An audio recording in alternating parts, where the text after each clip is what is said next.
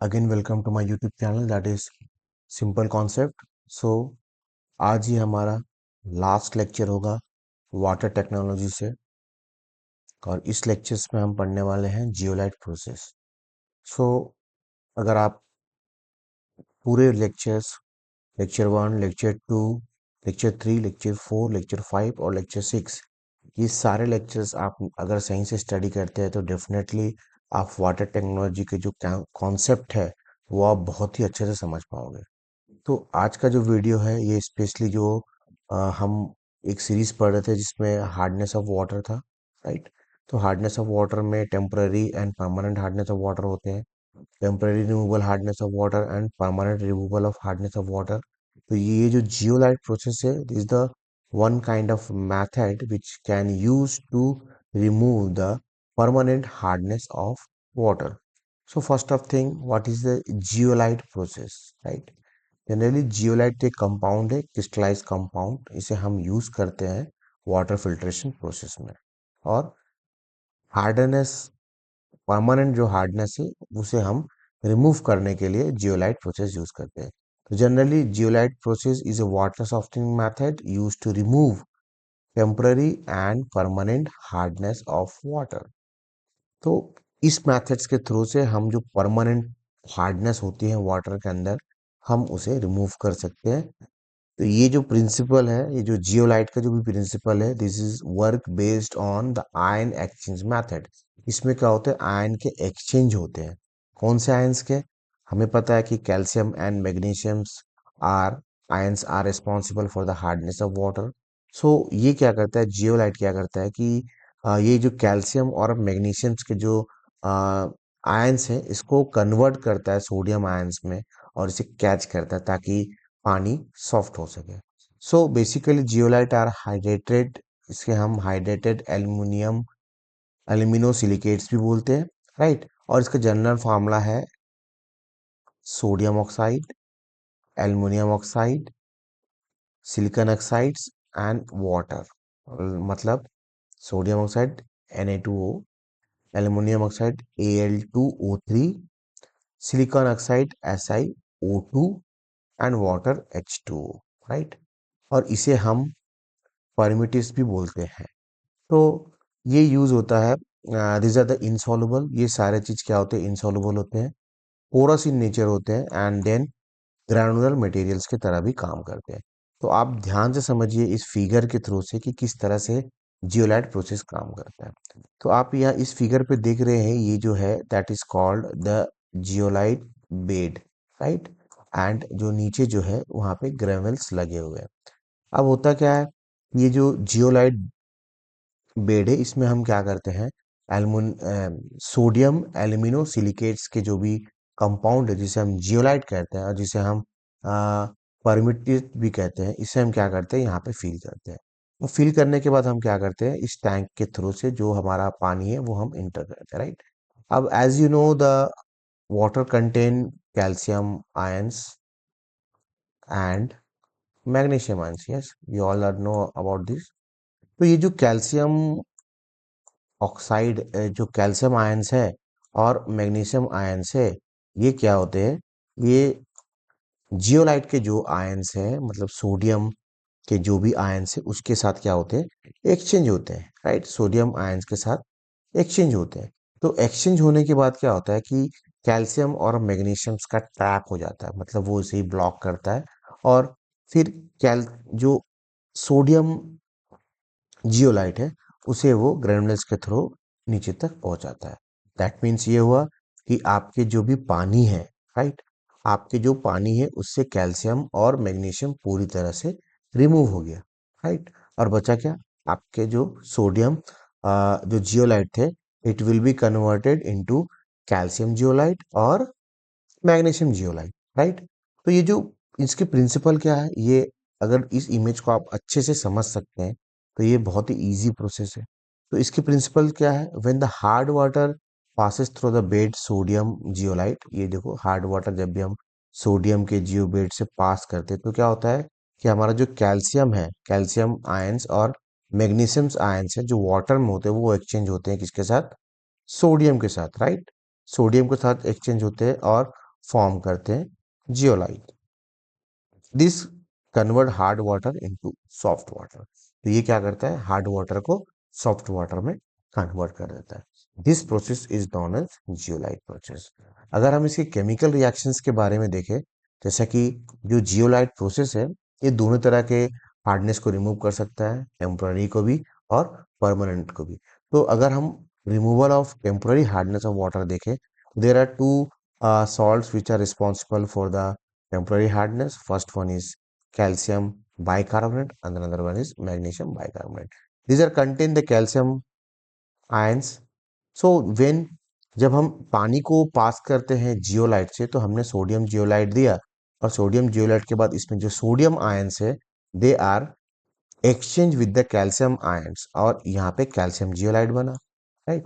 और क्या बना, सोडियम बाइकार्बोनेट, राइट। तो अब सोडियम कार्बोनाइट जो हमारा पानी पे जो बन गया, मतलब कैल्शियम को वो ट्रैप किया जियोलाइट ने और कैल्शियम फ्री पानी को आगे जाने दिया। ठीक उसी तरह दिस मैग्नीशियम बाइकार्बोनेट में मैग्नीशियम आयन प्रेजेंट है और फिर हम जब जियोलाइट सोडियम जियोलाइट का यूज करते हैं तो मैग्नीशियम जियोलाइट बनता है और सोडियम बाइकार्बोनेट बनता है। तो अब यहाँ पे क्या हुआ, टेम्पररी जो भी हार्डनेस थी हमारी वो रिमूव हो गई क्योंकि कैल्शियम और मैग्नीशियम दोनों ही ट्रैप हो गए और सोडियम बाइकार्बोनेट के रूप में पानी के साथ सॉल्युबल होते हुए पास आउट हो गए। ठीक उसी तरह जो रिमूवल ऑफ परमानेंट हार्डनेस भी उसी तरह होता है। कैल्शियम सल्फाइड यहाँ से रिमूव होती है सोडियम जियोलाइट से, कैल्शियम जियोलाइट बनता है और सोडियम सल्फेट बनते हैं। ठीक उसी तरह मैग्नीशियम क्लोराइड में मैग्नीशियम आयन को आयन एक्सचेंज करता है with the help of sodium zeolite और मैग्नीशियम जियोलाइट में कन्वर्ट करता है और NaCl बनाता है। दोस्तों यहाँ पे जो Je है इसका मतलब होता है जियोलाइट और जियोलाइट का फार्मूला आप जानते हैं, sodium oxide, aluminium oxide, silicon oxide and water. तो ये बहुत काफी बड़ा केमिकल फार्मूला हो सकता है। तो इनके इन शॉर्ट में हम Ze भी रिप्रेजेंट कर सकते हैं, राइट। तो होता क्या है कि कैल्शियम और मैग्नीशियम दोनों ही केमिकल रिएक्शंस में ट्रैप होते हैं जियोलाइट के द्वारा और कैल्शियम और मैग्नीशियम को स्टॉप कर दिया जाता है पानी में और बाकी सोडियम के साथ पानी निकल जाता है। तो ये क्या होता है कि सोडियम के साथ पानी, sodium is not as much dangerous as compare to the calcium and magnesiums. तो ये हमारा कैल्शियम और मैग्नीशियम फ्री वाटर हो गया, राइट। अब हम क्या करते हैं, जो हमारा जो जियोलाइट है फिर से यूज हो इसके लिए हमें रीजनरेशन प्रोसेस यूज करना पड़ता है।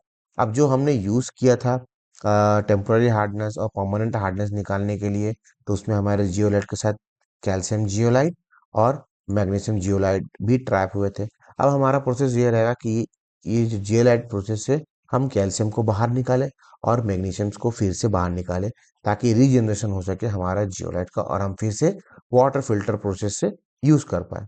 तो अब हम क्या करते हैं, रीजनरेशन के लिए हमारा टारगेट रहेगा कि हम 10% NaCl जिसे हम ब्राइन वाटर भी कहते हैं, हम ये प्रिपेयर करते हैं। अब ये ब्राइन वाटर कैसे प्रिपेयर करना है, 10% NaCl मतलब अगर आप 100 ml के सॉल्यूशन बना रहे हो तो आपका 90 ml H2O होना चाहिए और 10 ml जो होता है वो NaCl होना चाहिए। तो इस मिक्सचर को हम बोलेंगे 10% NaCl, राइट। अब ये 10% जो NaCl हमने बनाया, अगेन हम रिएक्ट करेंगे ये जियोलाइट के साथ। जो हमारा जियोलाइट पहले यूज हुआ था, अब हम जियोलाइट इसमें NaCl वाटर फिर से हम इसको पास करेंगे। तो हम ये देखेंगे कि जो हमारा स्टार्टिंग पे जो हमारा जियोलाइट था that is sodium zeolite, again it will process in same way, that is the ion exchange. फिर ये क्या करेगा, कैल्शियम्स के आयन से रिप्लेसमेंट होंगे मैग्नीशियम्स के आयन से और हमें CaCl2 वापस दे देगा। फिर उसी तरह हमारे मैग्नीशियम जियोलाइट फिर उसी तरह से हम यूज करेंगे NaCl और यहाँ पे हमें सोडियम जियोलाइट आयन हमें वापस करेगा और मैग्नीशियम क्लोराइड ये ऐसे पानी पे चला जाएगा। तो मतलब ये हुआ कि जियोलाइट जो हमने यूज किया था as the beginning, that is sodium zeolite, तो प्रोसेस होने के बाद हमने रीजनरेशन किया और रीजनरेशन में 10% NaCl हमने यूज करके ब्राइन वाटर सॉल्यूशन हमने यूज करके फिर से अगेन जियोलाइट फॉर्मेशन कर लिया ताकि फिर से हम ये प्रोसेस कंटिन्यू कर सके। तो these are the complete chemical reactions process of zeolite methods. So इसी तरह से हम जियोलाइट मैथड्स को फिर से रिस्टोर कर सकते हैं और अगेन फिल्ट्रेशन प्रोसेस में यूज कर सकते हैं। देन अबे अभी हमें पढ़ना है कि what are the advantage of zeolite process. तो पहली बात तो ये है कि ये दोनों टेम्पररी और परमानेंट हार्डनेस को रिमूव करता है, first one. Second one is it is very simple and maintenance maintenance में बहुत ही ऑपरेशंस करने में और मेंटेनेंस करने में बहुत ही सिंपल प्रोसेस है। And third one is no sludge formations, किसी भी तरह की कोई भी स्लज फॉर्मेशंस नहीं होती है। कॉम्पैक्ट इक्विपमेंट है, जैसा आपने डिजाइन देखा, वेरी सिंपल डिजाइन है, वेरी कॉम्पैक्ट डिजाइन है। और कंटिन्यूस वाटर सप्लाई भी करते रहता है, क्योंकि हम रीजनरेशन प्रोसेस भी कंटिन्यूस प्रोसेस में करते रहते हैं और वाटर फिल्ट्रेशन भी कंटिन्यूस प्रोसेस में करते रहते हैं।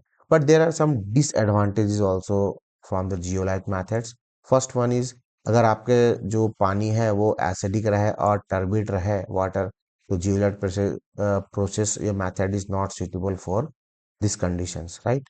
सेकेंड, जियोलाइट प्रोसेस जो है वो कैल्शियम और मैग्नीशियम्स को ही अच्छे से रिमूव कर सकता है, लेकिन अगर आयरन अगर प्रेजेंट है, मैंगनीज प्रेजेंट है और कुछ ऑर्गेनिक मैटर्स आ गए जिनके कारण हार्डनेस हो रहा है, तो जियोलाइट मेथड से we can not separate the iron and manganese or any other organic matters, right? Again the sodium content increase होगा वाटर पे, जिसके कारण frequently regeneration require होंगे। तो these are the disadvantage of zeolite process।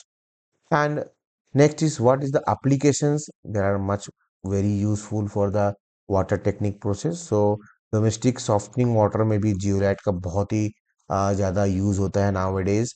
Boiler feed water treatment जो हम पढ़ रहे हैं उसमें बहुत ही इंपॉर्टेंट होता है, क्योंकि अगर हम जियोलाइट प्रोसेस पहले फीड करें, उसके बाद फीड वाटर को बॉयलर तक जाने दें, तो स्लज फॉर्मेशंस और स्केल फॉर्मेशंस बहुत ही स्लो प्रोसेस में होगी, ताकि आपके बॉयलर काफ़ी दिन तक यूज हो सके। टेक्सटाइल एंड इंडस्ट्रीज में भी, पेपर इंडस्ट्रीज में भी जियोलाइट मेथड बहुत ही यूजफुल है। And the laundry and drawing industries में भी बहुत ज़्यादा यूजफुल है। तो ये रहा दोस्तों जियोलाइट के बारे में कि किस तरह से जियोलाइट होता क्या है, जियोलाइट किस प्रिंसिपल पर काम करता है, जियोलाइट किस तरह से रिमूव करता है कैल्शियम और मैग्नीशियम आयंस को, फिर रीजनरेशन करके अगेन रीयूज होता है, right. And the last process for the permanent hardness of water, that is the demineralisation process. So demineralisation process क्या होता है? कोई भी मिनरल को अगर हम रिमूव करते हैं वाटर्स के द्वारा, तो उसे हम आयन एक्सचेंज प्रोसेस से रिमूव कर सकते हैं, तो उसे हम डीमिनरलाइजेशन प्रोसेस कहते हैं। Generally D mineralise water is water completely free of dissolved mineral as a result of the forming process। क्या क्या प्रोसेस के द्वारा पूरा फ्री हम आयन एक्सचेंज के मेथड्स के द्वारा मिनरल्स को रिमूव कर सकते हैं? First one is distillation, again second one is deionizations, third one is membrane filtrations, जिसे हम रिवर ऑस्मोसिस और नैनो फिल्ट्रेशन भी कहते हैं। Next is electro dialysis and other technique भी यूज हो सकते हैं। तो ऐसा प्रोसेस जिसमें हम मिनरल्स को रिमूव करते हैं उसे हम डीमिनरलाइजेशन कहते हैं। तो डीमिनरलाइजेशन वाटर को कभी कभी डी आयोनाइज वाटर भी कहते हैं। ये क्या करता है, जितने भी मिनरल्स होते हैं आयंस में, उसको रिमूव करता है। जैसे कि कैटायन की बात करें तो सोडियम, कैल्शियम, आयरन, कॉपर, ये सारे कैटायंस को रिमूव करता है। और अगर एनायंस की बात करें तो क्लोराइड, सल्फेट, नाइट्राइट जो भी प्रेजेंट होते हैं पानी में, ये सारे उसे रिमूव करते हैं। तो दोस्तों ये रहा जियोलाइट के बारे में और डीमिनरलाइजेशन प्रोसेस के बारे में। लेक्चर 6 भी समाप्त होता है और इसी के साथ वाटर टेक्नोलॉजी खत्म होती है। जो हमारा चैप्टर 1 था वाटर टेक्नोलॉजी, वो हमने 6 वीडियोस और 6 लेक्चर्स के माध्यम से सारे कॉन्सेप्ट आपको समझाने की कोशिश की। अगर आपको ये वीडियो अच्छे लगे हो तो प्लीज़ लाइक कीजिए, सब्सक्राइब कीजिए और बेल आइकन भी दबाइए। धन्यवाद। आपका दिन मंगलमय हो। धन्यवाद।